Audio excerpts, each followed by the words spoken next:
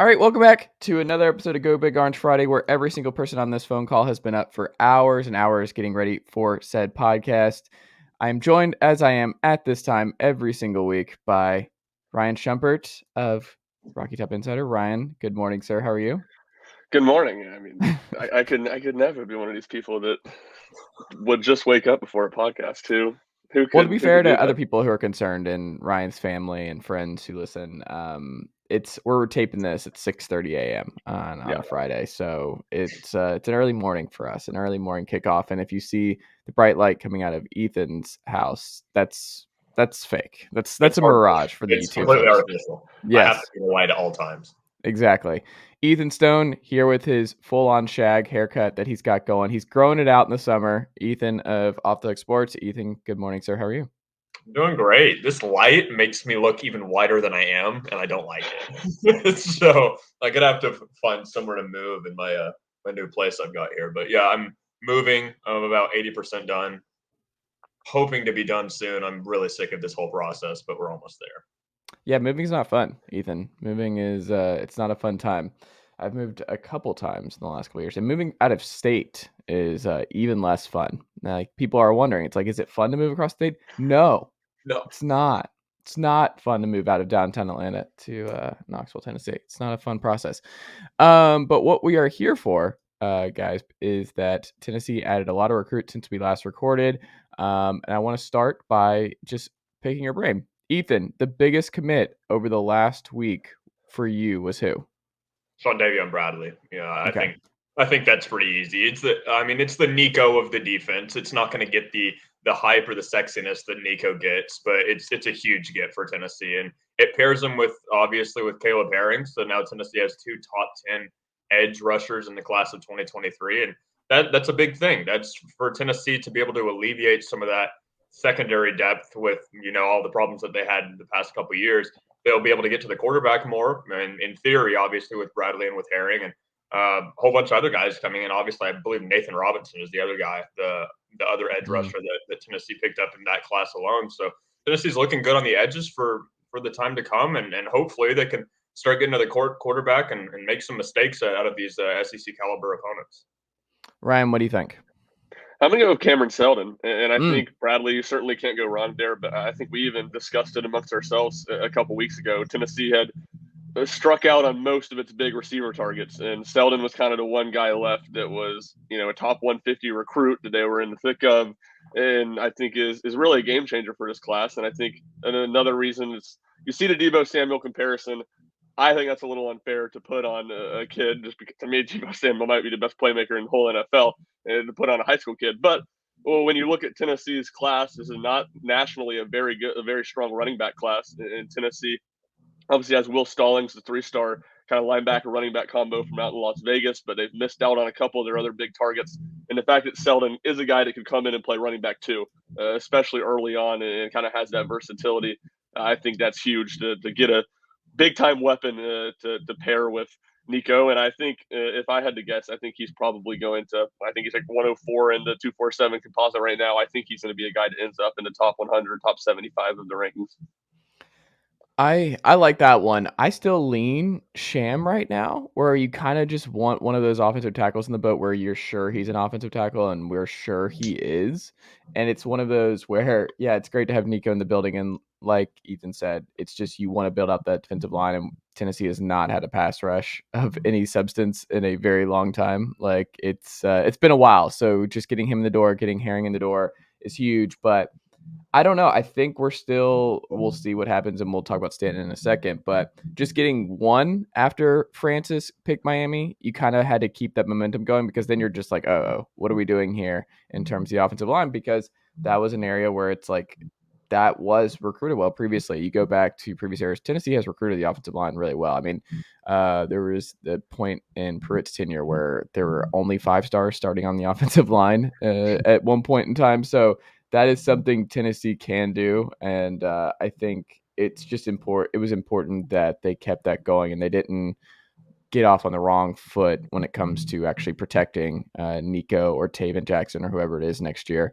So that for me, I think, is a big one. And also just pulling him from Georgia and somebody Georgia liked is also nice. But I do think Bradley is probably the biggest. And Cam, with receiver and stuff like that, I'm not concerned about that spot where I think Heupel and this group is going to get whatever he needs to get out of the receiver room. And I think you're going to continue to get more playmakers out wide when there's just more and more tape of the Heupel offense in Knoxville. That's an area where I'm like, okay, I think we're fine. I think Nico, Hendon, Taven, whoever it is going to find guys and they're going to make plays out wide. I'm not really concerned about the wide receiver spot. But if he can play running back too, and like Ryan said, he is explicitly the exact same player as Deebo Samuel. And then he's Deebo Samuel when he's lined up next to the quarterback, and he is explicitly AJ Brown when he's out wide. So, Real Patterson, fill in the blank here. Yeah, and that is at @rshump00 for folks who disagree. But that is a direct quote from Ryan here on this Friday morning edition of the podcast. I had to give Ryan a hard time for this morning.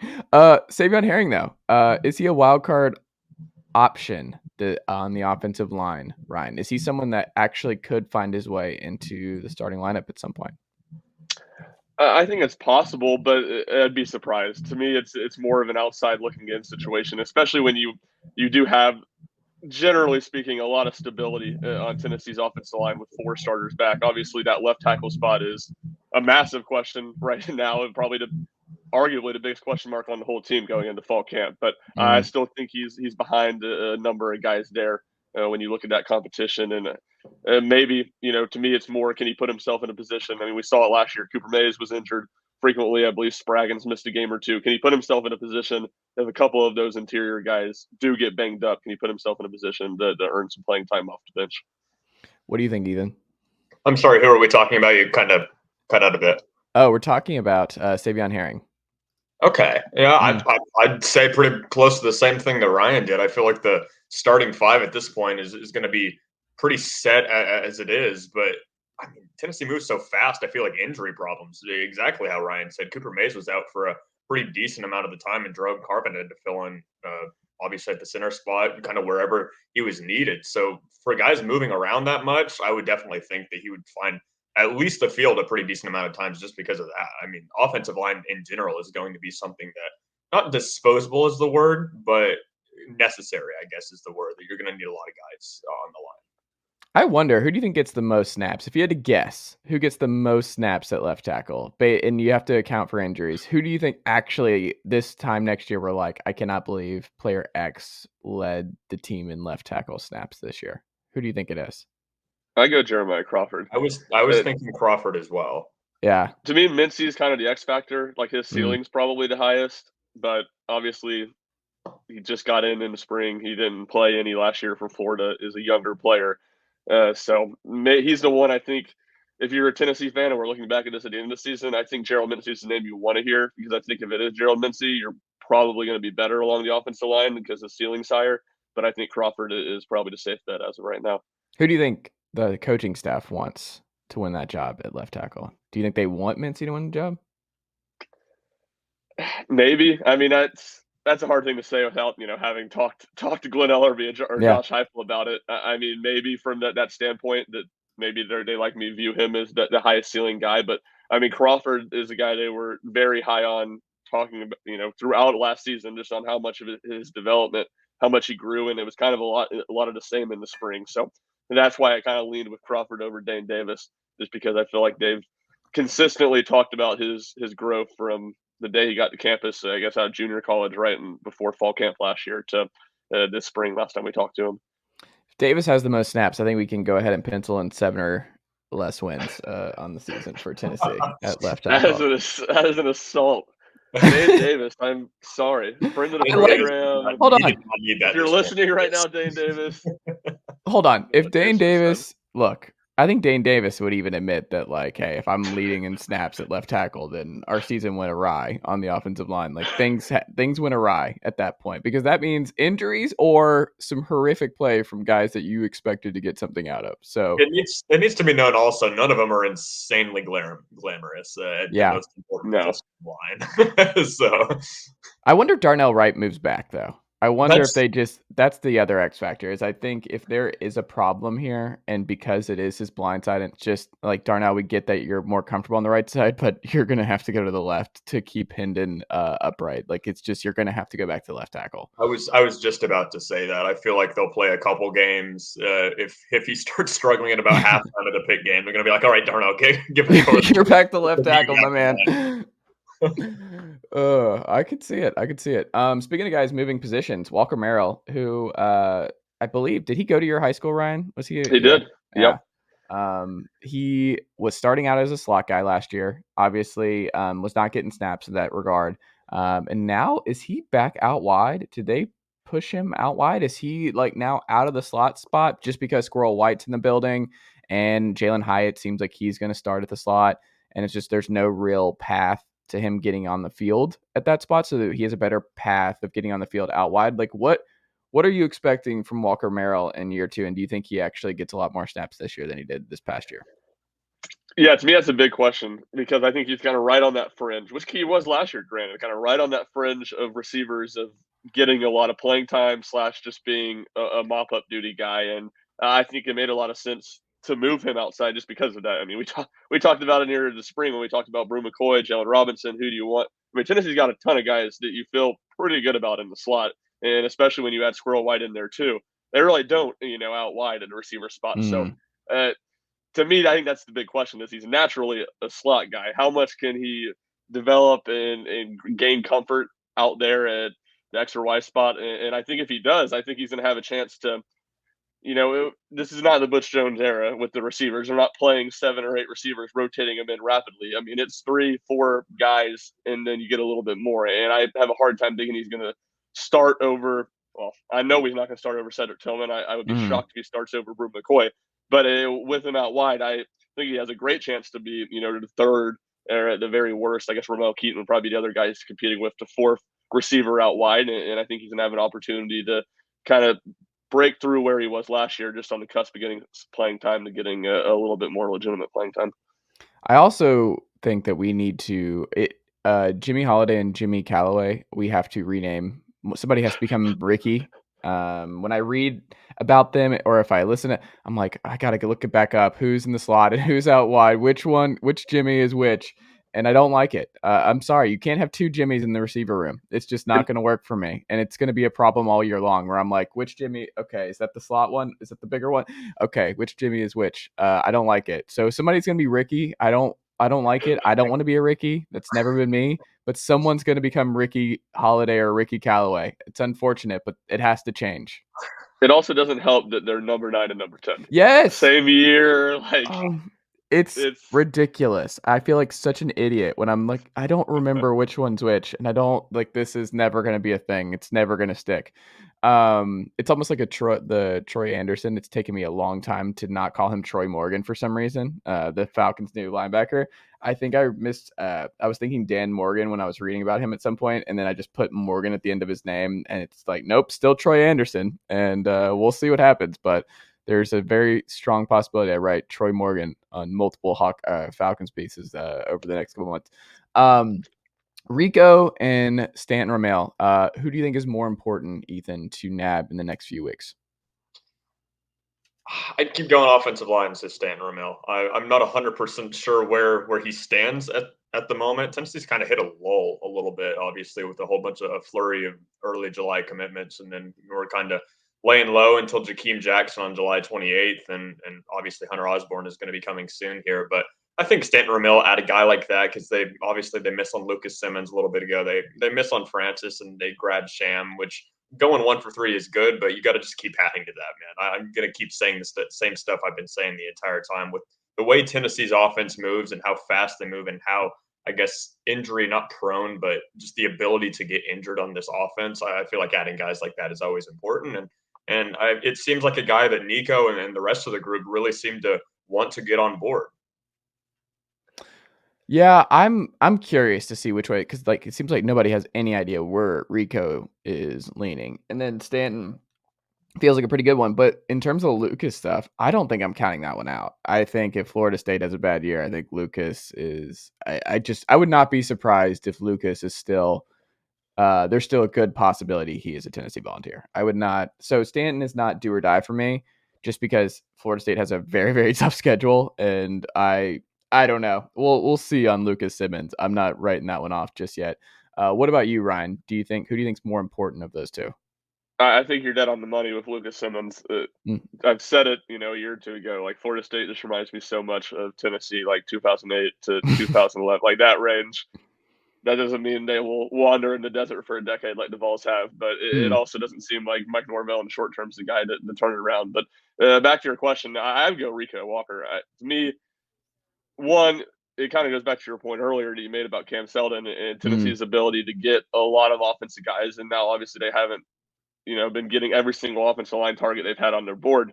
But defensively, I still think there's an increased emphasis. And as good as they've recruited the edge in these past two classes, they haven't recruited the interior particularly well. So I think Mm. that would be a huge get. North Carolina that's kind of always theory of mine is not the right word, but I always love to see Tennessee go in North Carolina and get players because I think that should be a recruiting area. Same with Virginia, that they really harp on to try to go get guys, and that changes a little bit with Clemson being as good as they are, and obviously North Carolina, who seems to be Tennessee's biggest competition with Walker, is recruiting a lot better than they have traditionally with Mac Brown. But I would go there, and to me, offensive line, and it is different. Offensive tackle, the interior, it points really more at the interior. But I think a lot of it's just the hardest position to project on these recruiting rankings. And that doesn't mean Stanton Ramel. I mean, 4-star. That doesn't mean he's going to not come in and be really good.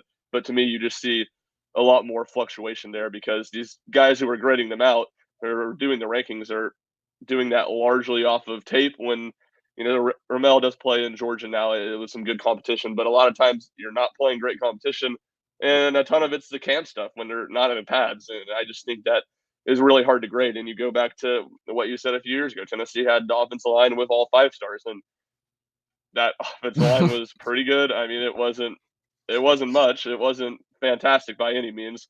I'm trying to remember what the TVA struggled pretty badly down in Athens, Georgia that day in the second half. Yeah. So that to me, defensive Hold on, line. but who could forget? Who could forget the safety? Who could forget? What that was a big time moment. That was a big time moment. Touchdown. Or touchdown. I guess that was a touchdown. Yeah, they did. It wasn't just safety. Yeah, they did jump Yeah. on it. Yeah. Who could forget Who that could first forget the goal half? line stand?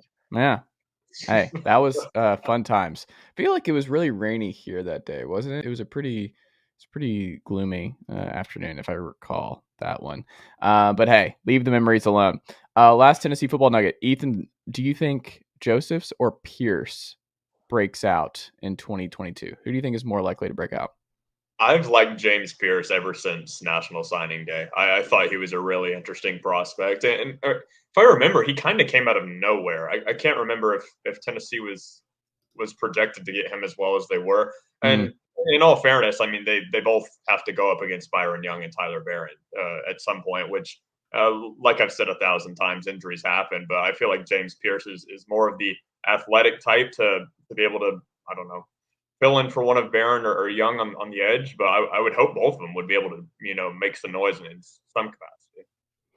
I think someone does. Like someone has to break out of this group, and now it's kind of funny. There's just too much talent now, and I think Gardner, like we've seen, is like he's going to rotate, but there still will be a point where he's going to find guys he trusts and guys who do break out and have good camps and are just better and farther along than other guys. And I think there's just too much talent for one of these guys not to be one of those folks who we don't talk about yet. But in October, they're just a central part to what Gardner's doing on the defensive line. Who do you think it is? Do you think it's Joseph or Pearce, Ryan? I think it's Pearce, and I think you're right. I mean, even injuries aside, I Mm-hmm. mean, Tennessee's defense is on the field for a billion plays a game. It Yep. feels like they're going to have to rotate guys, and I mean, Pearce, like Ethan said, I thought was really compelling as a prospect. I mean, he blew up late, and a lot of my He's reason I huge. choose him, yeah, he's massive. I mean, and this probably isn't the best logic, but the scrimmage we got to watch this year, and a lot of it was playing against third team and some Mm-hmm. against double team. But he absolutely dominated in the scrimmage. He was Again, he didn't run with the ones in, so he wasn't going up against Tennessee's first team offensive line. And we just talked about the question marks that they have it on the starting offensive tackle spot, let alone the backup ones. But he was dominant in that scrimmage. I think had like about 5 sacks and was just really impressive. With obviously he's massive, and then his first step off the ball, I mean, was really really impressive. Yeah, I'm excited. I think Pearce is the answer here. We'll end on this. The UConn transfer, is that happening? Is he going to be a Tennessee Volunteer going into next year, or are we just going to be sweating it out come draft night? Oh my God, allergies in the summer. Bless you. I couldn't get to the mute button fast enough. That was just coming, and I was like, oh God, oh my God. There we go. Dollywood killed me. Ethan, Oh, man. what? Oh my God. All right. Anyway, never sneeze on this podcast like that. Anyway, Ethan, what do you think happens there? Sorry, you just frazzled me a little bit. I talked about it a little bit on our show, and I feel like Ryan would have more insight on this than I will. But I mean, he obviously has the Tommy John thing from last season, and he's transferring. So I feel like if he knew he was going to go to a higher round, he would just stay put. And I don't know. It's kind of a crapshoot because if he goes lower rounds than I feel like he's anticipating, he'll be going to Tennessee. He'll be staying on Rocky Top. But if he gets drafted high, obviously on July 17th, just in a couple days during the draft, he probably will take the paycheck. Ryan probably has more insight on that than I would. Ryan, what do you think? Well, Tennessee's definitely going to be sweating it out. I mean, Yeah. that's without a doubt, they're going to be sweating it out. And I was told from somebody that they kind of view it as 50-50 right now. And I think that Ethan hit on two of the good points, and one of them being that he committed. I thought the same thing. I think in some ways you can look at it as that as a good sign. On the other way, you can kind of have to look at it as maybe as a leverage play to try to get more money from whoever ends up drafting him. Secondly, when you mentioned to Tommy John, he only has, I mean, really he's getting drafted. It's a Reggie Crawford, incredible left-handed pitcher, throws upper 90s. Also, first baseman who hit, I believe, 13 home runs as a sophomore at UConn 2 years ago. And this is at UConn, where geography guy, it's pretty cold up in Connecticut in February and March. It's hard to hit home runs. But I People say are that saying to say the most of his career has been playing first base in college. It has not been as a pitcher. I think he's thrown like 9 innings. He's going to get drafted as a pitcher. Like, that's where he projects. So I think, to Ethan's point, if he falls, really, it's not going to take much at all for him to fall below where he wants. He's going to have a lot of opportunities to improve his draft stock at Tennessee. I mean, I think if he comes to Tennessee, I think he's going to have a chance to be a top 10 pick in next year's draft. And while he could maybe be a first round pick this year, and if he is a first round pick, he will not be coming to Knoxville. He's not going to be a top 10 pick. And I think that ability, that there's just so much raw potential there and so much question mark still about his pitching ability, I think gives a little bit, hopefully from the Tennessee perspective, a little bit of doubt in the scouts' minds, and he drops just a little bit. And if he drops just a little bit, I think he will be he'll be at Tennessee. And man, what a pickup that'll be. I like it. Ryan, what can the good folks check out from you and the team over at Rocky Top Insider this week? Yeah, so plenty of stuff, kind of recapping the football recruiting chaotic 10 days. I had a piece yesterday kind of looking at what we just talked about with the pass rushers. Can Tyler Barron and Byron Young take another step forward? And then I'll hear later today, probably by the time people are listening to this, I'll have a complete MLB draft preview of what you need to know about Tennessee's point of view. The high school guys, for the most part, they should be good there. Crawford's the main transfer. Zane Denton's another one from Alabama that could possibly go. And then obviously a lot of players on this Tennessee team from last year will be selected. Which ones are definitely gone, which ones maybe if they fall will come back, and which ones kind of going into the draft are true toss-ups. There you go. Ethan, what about you and the team over at Off the Hook Sports? Yeah, we just finished up with the top 25 most important players for the Vols this upcoming season. I'm kind of transitioning into going on transfers and freshmen, new guys like James Pearce, like Squirrel White, all those guys will be in the top 15. I believe Jackson Hanna was yesterday, a transfer from Nebraska, preferred walk-on guy. So I'll have all that, and then obviously we'll start back up with the live shows on Monday. And yeah, excited to get going on that. There you go. Ethan Stone, Ryan Schumpert, thank you as always, and I will talk to y'all next week. Sounds great.